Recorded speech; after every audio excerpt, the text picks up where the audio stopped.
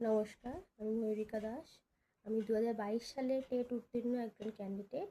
আমি নদিয়া জেলা থেকে ইন্টারভিউর জন্য আমি ফর্ম ফিল আপ করেছিলাম।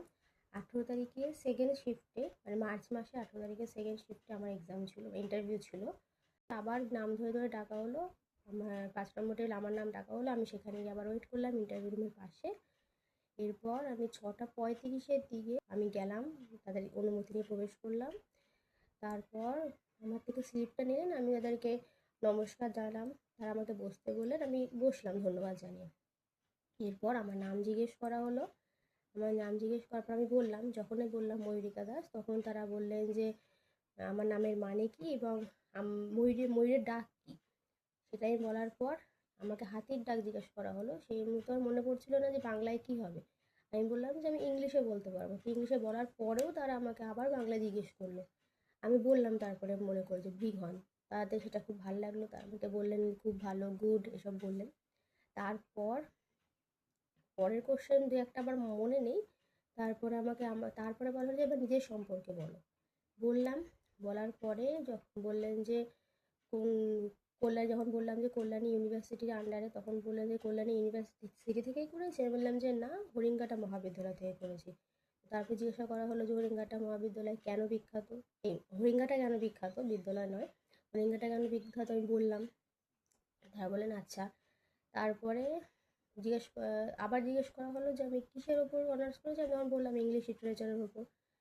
তো তারপরে বললো, তারপর আমাকে একটা কোশ্চেন করা হলো যে মানে কারেন্ট অ্যাফেয়ার্স থেকে, কিন্তু আমার লিটারেচারের উপরে, কিন্তু সেটা আমি পারিনি। আমি বললাম যে এই মধ্যে সেটা আমার মনে পড়ছে না, এমনকি আমার কোশ্চেনটা আমার মাথায় নেই।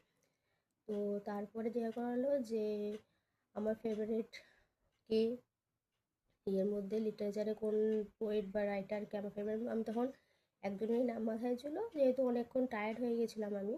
তো আমি তখন উইলিয়াম শেক্সপিয়ারের কথা বললাম। তো একজন স্যার তার দুটো কমেডি আর দুটো ট্র্যাজেডির নাম জিজ্ঞেস করলেন। আমি বললাম দুটো কমেডি ট্র্যাজেডি। তারপর টি.এস. এলিয়ট এবং সালমান রাশদি, তাদের কোনো বুকের নাম জিজ্ঞাসা করা হলো। আমি সেই দুটো সেই সময় মনে করতে পারছিলাম না। তারপর আরও দুটো কোশ্চেন করা হয়েছিল, ঠিক সেটা মাথায় নেই। তারপর আমাকে হট করে বলা হলো যে বাংলা বানান শেখাতে গিয়ে বাচ্চাদেরকে আমি কি কি সমস্যার সম্মুখীন হয়েছি।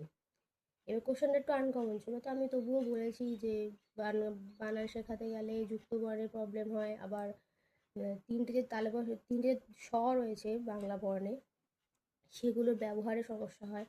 আবার আবার বলেছি যে র যেগুলো হয়, বয় শূন্য র, ঢয় শূন্য র, ডয় শূন্য র, ওগুলোতে সমস্যা হয়। তা আমাকে বললেন ওনারা যে এটারই একটা ডেমো করে দেখানো। তো আমি উঠলাম ডেমো দিতে। এবার কী করবো বুঝতে পারছিলাম না, যেহেতু আনকমন একটা টপিক ছিল। তো আমি যুক্তবর্ণ দিয়ে স্টার্ট করলাম। যুক্তবর্ণ কিছুটা করানোর পর আমি আবার, যেহেতু বলেছিলাম যে স নিয়ে প্রবলেম হয়, তো একটা শব্দ দিলাম সর্ষে দিয়ে, বাচ্চারা বানানটা বলবে। তখন আমাকে বলা হলো যে এই এর পার্থক্য কী। আমি ঠিক মাথায় আনতে পারছিলাম না কী পার্থক্য। তো আমাকে বলা হলো 3টে লিখতে। আমি লিখলাম দন্তস্ব, তালব্য আর পেট কাটা মূর্ধন্য ষ। লেখার পর আমাকে বলা হলো এই 3টে পার্থক্য কী। এবার যেহেতু সেই সময় তাদেরকে দেখে আমি একটু ঘাবড়েই গিয়েছিলাম, তো আমি ঠিক বুঝতে পারছিলাম না ওরা কী বলতে চাইছেন। তবুও অনেকবার ট্রাই করার পর তারা চাইছিলেন যে আমি এটা বলি। কিছুক্ষণ পর মাথায় আসলো যে যেহেতু তখন আমি বললাম যে তালব্য তালুতেও আমাদের জিভটা স্পর্শ করছে, দন্তস্বতে দন্ততে স্পর্শ করছে, এবং পেট কাটা মূর্ধন্যে মূর্ধাতে স্পর্শ করছে। তো তারা এটা শুনে খুশি হলেন এবং বললেন যে হ্যাঁ, এটাই আমরা শুনতে চেয়েছিলাম, খুব ভালো। দুজন বললেন তারপর আমাকে বসতে বললেন। আমি বললাম যে বোর্ড মুছবো, তারা আমাকে বোর্ড মুছে দেননি। তো আমি বসলাম। বসার পর আমাকে কিছু ওয়ার্ডের মানে জিজ্ঞেস করা হলো, ইচিং, তারপরে কার্ভ। এবার কার্ভ CURV একটা ছিল, ওটা আমি বলেছি। এবার CARV, এটা আমার মাথায় ছিল না। এগুলো স্পেলিং জিজ্ঞাসা করা হলো, আবার মানও জিজ্ঞাসা করা হলো।